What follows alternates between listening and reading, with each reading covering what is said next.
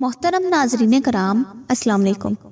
آج کی ویڈیو میں آپ کو اس خوش نصیب غلام کا واقعہ پیش کروں گی جس کو پیارے نبی صلی اللہ علیہ وآلہ وسلم کی مجلس میں بیٹھنے کا شرف حاصل ہوا، اور پیارے نبی صلی اللہ علیہ وآلہ وسلم نے اس غلام کے بارے میں ایسا کیا ارشاد فرمایا جو کسی کے لیے بھی ارشاد نہیں فرمایا۔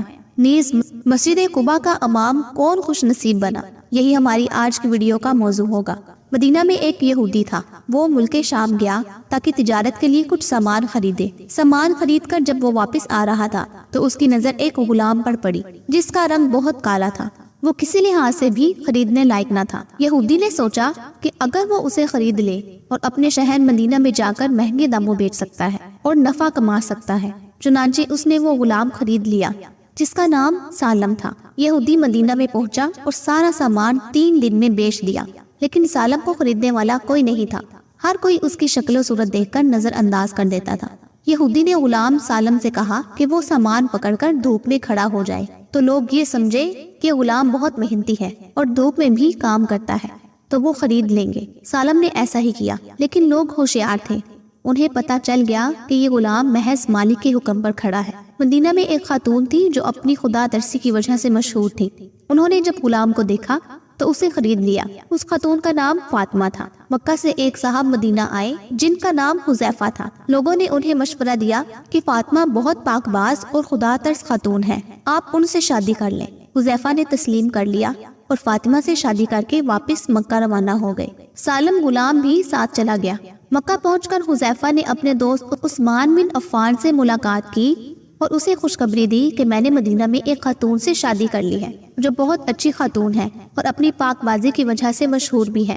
لیکن عثمان نے بھی اپنے دوست حذیفہ کی بات پر خاص توجہ نہ دی۔ اس بے رخی کی وجہ سے حذیفہ کو رنج ہوا اور انہوں نے اپنے دوست سے اس کی وجہ پوچھی تو سیدنا عثمان رضی اللہ تعالیٰ عنہ نے بتایا کہ میں اسلام قبول کر چکا ہوں اور تم مسلمان نہیں ہو، لہٰذا ہماری دوستی نہیں رہ سکتی۔ حذیفہ جانتے تھے کہ عثمان بہت سمجھدار انسان ہے، وہ کوئی بے فائدہ کام نہیں کر سکتے، لہٰذا اپنے دوست کو کہا کہ میں بھی اسلام قبول کروں گا، اور اپنی زوجہ فاطمہ اور غلام سالم کے ساتھ اسلام قبول کر لیا۔ ایک دن آپ صلی اللہ علیہ وآلہ وسلم نے خواتین میں بیان فرمایا جس میں غلام آزاد کرنے کی فضیلت بیان کی۔ فاطمہ نے گھر آ کر سالم کو آزاد کر دیا، لیکن سالم نے کہا میرا ملک شام بہت دور ہے، آپ لوگ بہت اچھے ہیں، اس لیے میں آپ کو چھوڑ کر نہیں جاؤں گا۔ چنانچہ حذیفہ نے سالم کو اپنے پاس رکھ لیا اور سالم کو آپ صلی اللہ علیہ وآلہ وسلم کی مجلس میں بھیجنے لگے۔ سالم قرآن کی تعلیم حاصل کرنے لگے۔ وقت گزرتا گیا۔ ایک بار یوں ہوا کہ وہ مسجد میں قرآن پڑھ رہے تھے کہ آپ صلی اللہ علیہ وآلہ وسلم تشریف لائے اور ان کا قرآن سن کر کہا تمام تعریفیں اللہ کے لیے ہیں جس نے میری امت میں سالم جیسے لوگ پیدا کیے۔ اتنی بڑی تعریف تھی کہ اس سے پہلے کسی کے لیے نہیں کی گئی تھی۔ ہجرت کا حکم آیا اور سالم نے بھی مکہ سے مدینہ کی طرف ہجرت کی۔ مدینہ جا کر وہاں کی سب سے پہلی مسجد قباء کے امام مقرر ہو گئے۔ لوگ رش کرنے لگ گئے کہ ایسا غلام جس سے کوئی خریدنے کو تیار نہ تھا آج مسجد قباء کا امام بن گیا ہے۔ پھر وقت گزرا، آپ صلی اللہ علیہ وآلہ وسلم کی وفات ہوئی۔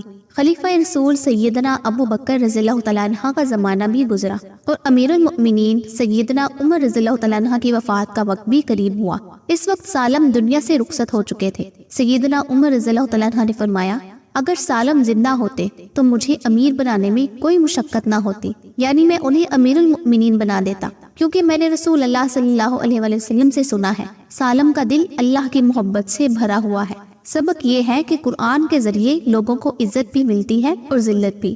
جو قرآن سیکھ جاتے ہیں انہیں اللہ تعالیٰ ایسی حکمرانی عطا کرتا ہے کہ وہ لوگوں کے دلوں پر حکومت کرتے ہیں۔ سالم جن کو کوئی غلام کی صورت میں خریدنے کو تیار نہیں تھا، انہیں قرآن نے کیسی عزت سے نوازا۔